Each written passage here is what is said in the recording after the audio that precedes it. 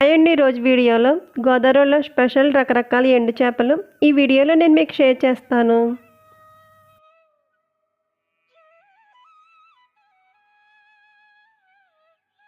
మా వెస్ట్ గోదావరిలో ఈ ఎండు చేపలు, ఎండు రొయ్యలు చాలా ఫ్రెష్గా తక్కువ ధరకే దొరుకుతాయి.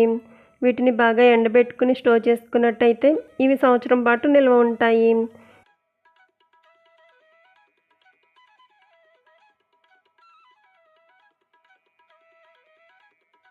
ఈ ఎండు చేపలు, ఎండు రొయ్యల్లో వంకాయ కానీ చిక్కుడుకాయ కానీ వేసుకుని వండుకున్నట్టయితే ఈ కర్రీస్ టేస్ట్ చాలా బాగుంటాయి.